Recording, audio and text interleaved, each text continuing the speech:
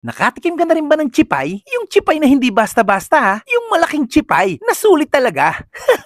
Meron din sila ditong Taiwan style fried chicken, 25 pesos lang. Solid din yung burger nila dito na mas malaki pa yung chipay kaysa sa buns nila. 45 pesos lang. At kung gusto mo ipantipiran talaga, subukan mong chicken pastil nila, 15 pesos. O mga taga-gentry, natikman nyo na ba? Kung hindi pa, ay tara, banata na natin yan. Let's go.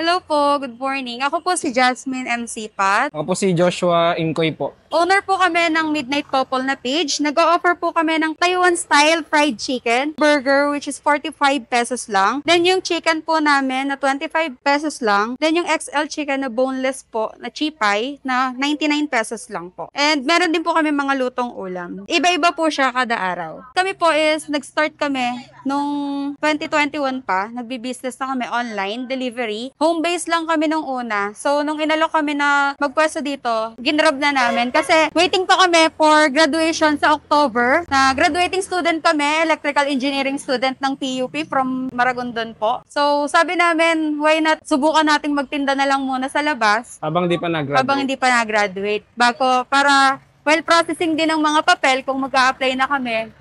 So, naisipan namin na magtinda na lang dito sa labas para din mas maraming nakakakita, hindi lang yung sa home-based delivery. So, sa school, kilala na rin kami ng mga klase namin na nagpapa-order ng mga bilao bundles.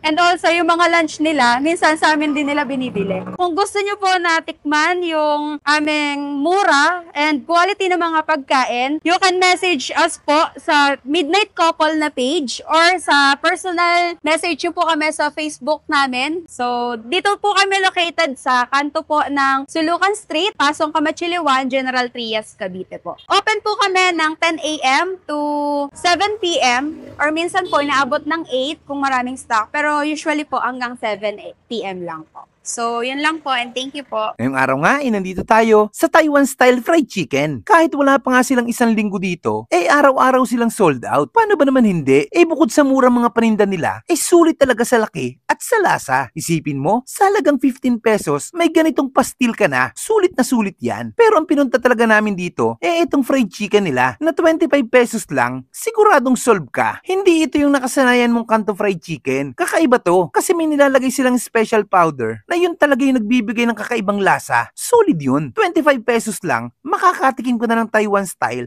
fried chicken. Aba, ay panalo yan. Samahan mo pa ng ganitong burger. Purong chicken breast ang laman na mas malaki pa sa buns. At ito talaga yung pandiinan. Ganitong kalaking chipay. Sobrang hilig ko sa chipay. Kaya nung nakita ko to, hindi ko pinalampas.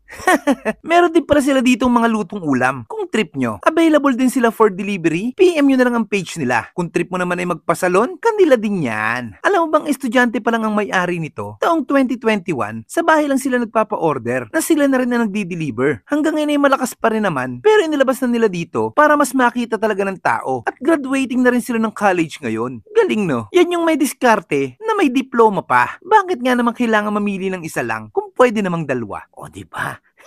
Hindi na nga namin pinatagal, in-order na namin lahat ng nasa menu nila para matikman. Kaya bago pa maubos ang kwento ko, tara, kain muna tayo. Tayo mga kabangers, dito tayo ngayon sa Taiwan style fried chicken dito sa General Trias, Cavite. Malapit lang dito sa sinat natin nakarata, Kiko's Pansiteria. Bali pag nag-dine in pala kayo dito, pwede only gravy pwede. Natin muna simulan sa chicken pastil natin.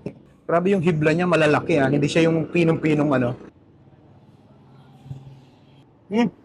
Sakto-sakto lang yung lasa niya. Tama naghahalo yung alat tsaka yung tamis. Nalo ko yung lasa. Fried chicken, sausaw natin sa special sauce nila. Ayan, Grabe. Ang sarap ng lasa. Namis-namis na maasim-asim na.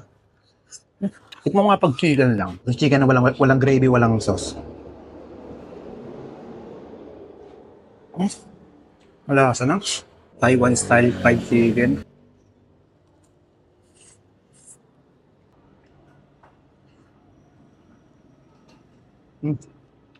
Panalo yung sauce nila. Chicken breast na 99 pesos. Malasa talaga yung chicken. Sulit ang ulam to.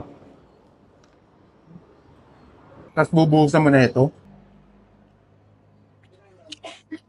Ay, grabe. Parang may pagkaano yung lasa. May pagkaalak na gano'n. Na hindi gano'n. Parang gano'n.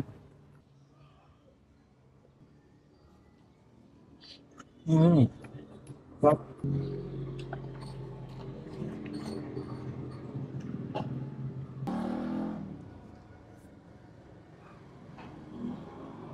Next natin burger, 45 pesos. Grabe naman yung laman. Tignan mo naman kung gaano kadami yan, kung gaano kalaki. Solid na solid sa laki. Pa natin.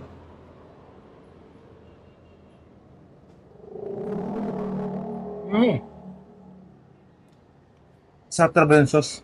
Kahit sa mga yung manok nila, talagang bumabagay. Pwedeng pang kanin, pwedeng pang burger. Panalo to. Miss tayo na dito sa Taiwan style fried chicken dito sa Pascam 1 General Trias Cavite. Panalo dito mga lods. Budget friendly. Sigurado may enjoy mo. Ubusin mo na natin. Worth it tayuhin yan mga lods. Talagang hindi ka magsisisi sa ibabayad mo. Kaya kung naghahanap ka ng budget-friendly na food trip dito sa General Trias, bisitahin mo na ang Taiwan style fried chicken. Solid yan lods. O paano? Hanggang susunod nating food trip. Paalam.